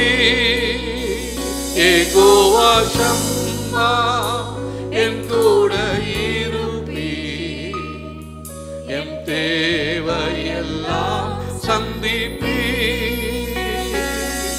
நீர் மாத்திரம், அவர்கிட்ட சொல்லுங்கம்மா, நீர் மாத்திரம் போதும், நீர் மாத்திரம் போதும் எனக்கு. நீர் மாத்திரம் போதும், நீர் மாத்திரம் போதும், நீர் மாத்திரம் போதும் எனக்கு. யெகோவா எலோஹிம் சிருஷ்டிப்பின் தேவன், உம் வார்த்தையால் உருவாக்கினீ. யெகோவா பரிசுத்த உன்னத நீரே, போலொரு தேவனில்லை. யெகோவா ஷாலோம் உம் சமாதானம் தந்தீர் என் உள்ளத்திலே. யெகோவா ஷாலோம் உம் சமாதானம் தந்தீர் என் உள்ளத்திலே. நீர் மாத்திரம் போதும், நீர் மாத்திரம் போதும், நீர் மாத்திரம் போதும் எனக்கு. நீர் மாத்திரம் போதும், நீர் மாத்திரம் போதும், நீர் மாத்திரம் போதும் எனக்கு. இயேசுவே நீரே என் ஆத்ம நேசர், என் மேல் எவ்வளவு அன்பு கூர்ந்தீர். என்னையே மீட்க உம்மையே தந்தீர். உம் அன்பிற்கு இணையில்லையே.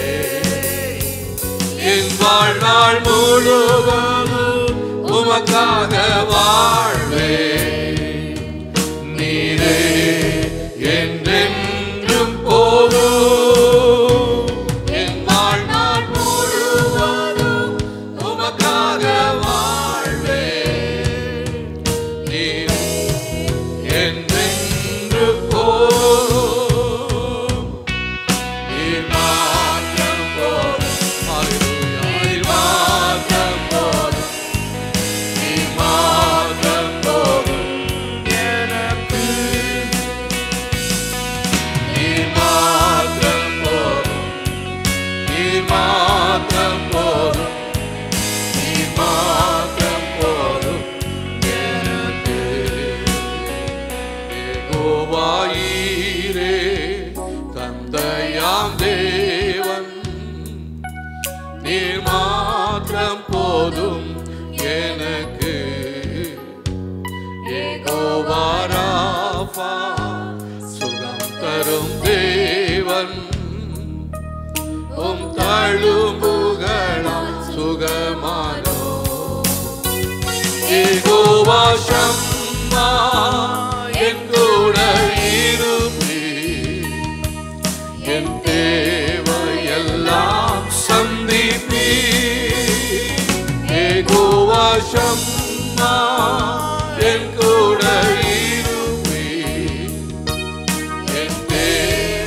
எல்லாம் சந்திப்பீ.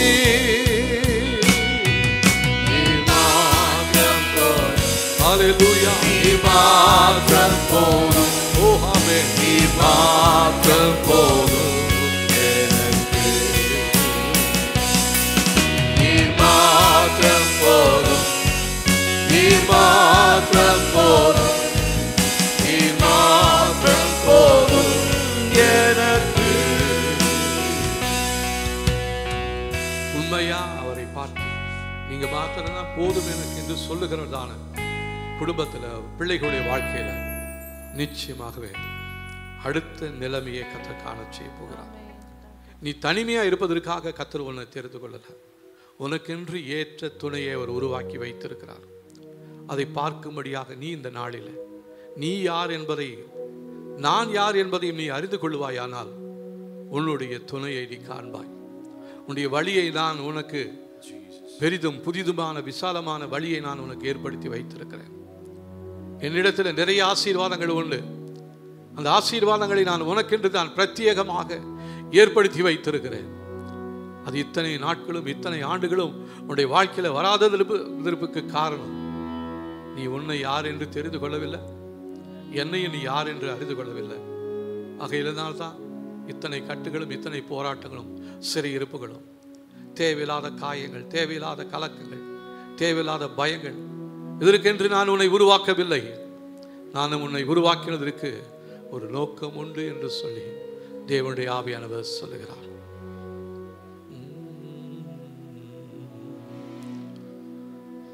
ஹல்லேலூயா, ஹல்லேலூயா, ஹல்லேலூயா. தெய்வமே உமக்கு நன்றி, நன்றி, நன்றி இயேசுவே.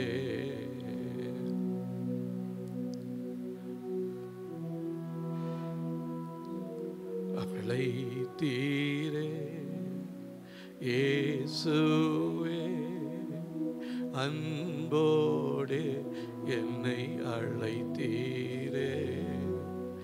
ஆண்டவர் சேவையிலே ஜெயிப்பேனே, ஆயத்தமானே தேவே. ஆண்டவர் சேவையிலே ஜெயிப்பேனே, ஆயத்தமாவேன் தேவே. மறுபடியும் சொல்லுவோமா? உங்களை அழைச்சதற்கு தேவனுக்கு ஒரு நோக்கம் உண்டு. உங்களை அன்போடு தான் உங்களை அழைச்சிருக்கிறாரு. அன்போடு என்னை அழைத்தீரே. ஆண்டவருடைய சேவையில யுத்தம் செய்யும்படி ஜெயிக்கும்படியாகவே கர்த்தர் உன்னை உன் குடும்பத்தையும் தெரிந்து கொண்டிருக்கிறார். ஆயத்தமானே தேவே. ஆண்டவர் சேவையிலே ஜெயிப்பேனே, ஆயத்தமானேன் தேவே. அழைத்தீரே இயேசுவே, அன்போடு என்னை அழைத்தீரே. ஆண்டவர் சேவையிலே ஜெயிப்பேனே, ஆயத்தமானே தேவே. ஆண்டவர் சேவையிலே ஜெயிப்பேனே, ஆயத்தமானே தேவே. கர்த்தர் உங்களை தெரிந்து கொண்டதற்கு ஒரு நோக்கம் இருக்கிறதுங்க. உங்களுக்கு அந்த குடும்பத்தை குறித்ததுக்கு தேவனுக்கு ஒரு நோக்கம் உண்டு. உங்களுடைய மனைவியை, உங்களுடைய பிள்ளைகளை, உங்களுடைய கணவரை கொடுத்ததுக்கு ஒரு நோக்கம் உண்டு. அது அறியாதபடியினால்தான் நீ புலம்பிக் கொண்டிருந்த, கண்ணீரோடு இருந்த உன் கண்ணீரை துடைத்துக்கொள். உன் கண்ணீரை கண்டதான தேவன் இந்த நாளில் உன்னோடு பேசுகிறான். என் கையில் உன்னை ஒப்பு கொடுத்துரு, என் கரத்தில் நீ உன்னை ஒப்பு கொடுத்துரு. நான் உன்னை எடுத்து வணைவேன், புதிதாக உன்னை உருவாக்குவேன்.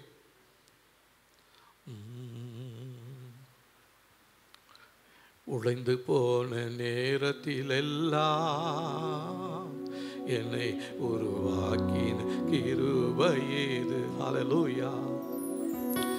உடைந்து போன நேரத்திலெல்லாம் என்னை உருவாக்கின கிருபை இது.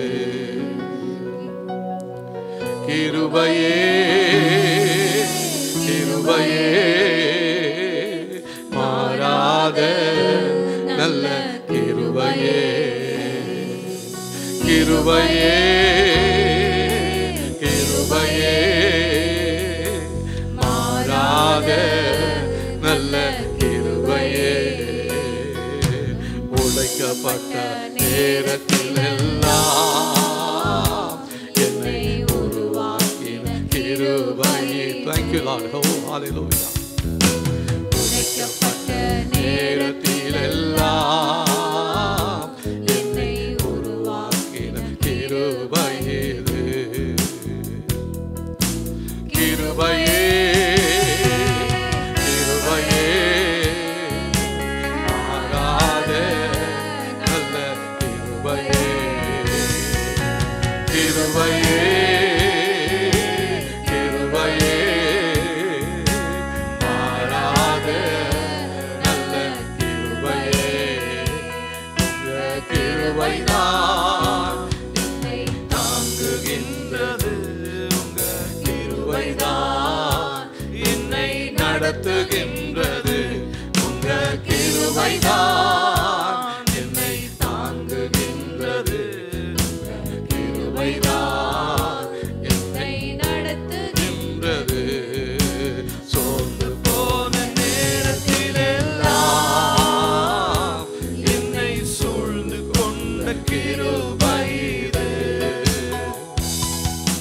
சோர்ந்து போன நேரத்திலெல்லாம் என்னை சூழ்ந்து கொண்ட கிருபை இது. கிருபையே கிருபையே மாறாத நல்ல கிருபையே. கிருபையே கிருபையே மாறாத நல்ல கிருபையே. எல்லா நேரத்திலெல்லாம் எனக்கு உதவி செய்த கிருபை இது. ஒன்றுமில்லா நேரத்திலெல்லாம் எனக்கு உதவி செய்த கிருபை இது. கிருபையே கிருபையே மாறாத நல்ல கிருபையே. கிருபையே கிருபையே மாறாத நல்ல கிருபையே. உங்க கிருபைதான் என்னை தாங்குகின்றது. உங்க கிருபைதான் என்னை நடத்துகின்றது. உங்க கிருபைதான் என்னை தாங்குகின்றது. உங்க கிருபைதான் என்னை நடத்துகின்றது.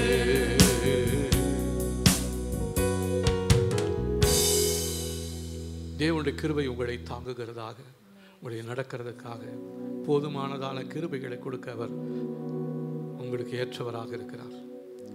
அவருடைய கிருபையை பற்றி கொள்வோம். கிருபையின் கரத்தில் நம்மை அர்ப்பணித்து விடுவோம். கிருபையின் கரத்தில் உங்களுடைய தேவைகளெல்லாம் ஒப்புக் கொடுத்து, உங்களுடைய பிரச்சனைகள், உங்களுடைய பலவீனங்களை எல்லாவற்றையும் கர்த்தருடைய சமூகத்தில் ஒப்புக் கொடுத்துருங்க. Hallelujah, hallelujah. நன்றி நன்றி நன்றி இயேசுவே, நன்றி இயேசுவே. நன்றியால் துதி பாடு நம் இயேசுவை நாவாலே என்றும் பாடு. நன்றியால் துதி பாடு நம் இயேசுவை உள்ளதால் என்றும் பாடு. வல்லவர் நல்லவர் போதுமானவர், வார்த்தையில் உண்மையுள்ளவர்.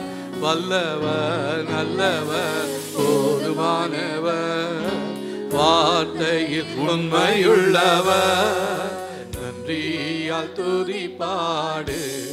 நம் இயேசுவை உள்ளத்தால் என்றும் பாடு, நன்றியால் துதி பாடு. நம் இயேசுவை உள்ளத்தால் என்றும் பாடு. வல்லவர், நல்லவர், போதுமானவர், வார்த்தையில் உண்மையுள்ளவர்.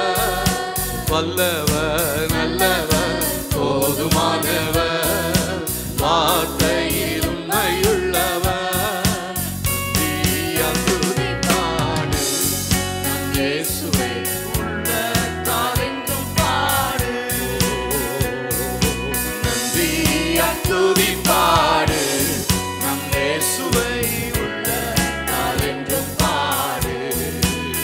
நல்லவரே, வல்லவரே, வாழ்த்திடுவேன் உம்மையே. பரிசுத்தரே, பரிஞானியே, பணிந்திடுவேன் உம்மையே. நல்லவரே, வல்லவரே, வாழ்த்திடுவேன் உம்மையே. பரிசுத்தரே, பரிஞானியே, பணிந்திடுவேன் உம்மையே. உம்மையே ஆராதிப்பேன், உம் நாமத்தை உயர்த்திடுவேன். உம்மையே ஆராதிப்பேன், உம் நாமத்தை உயர்த்திடுவேன். வல்லவரே, நல்லவரே, வாழ்த்திடுவேன் உம்மையே. பரிசுத்தரே, பரிஞானியே, பணிந்திடுவேன் உம்மையே.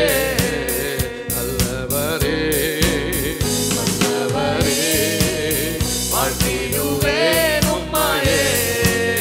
பரிசுத்தரே, பரிஞானியே, பணிந்திடுவேன் உம்மையே. உம்மையே ஆராதிப்பேன், உம் நாமத்தை ஹல்லேலூயா உயர்த்திடுவேன். உம்மையே ஆராதிப்பேன், உம் நாமத்தை உயர்த்திடுவேன். நல்லவரே, வல்லவரே, வாழ்த்திடுவேன் உம்மையே. பரிசுத்தரே, பரிஞானியே, பணிந்திடுவேன் உம்மையே.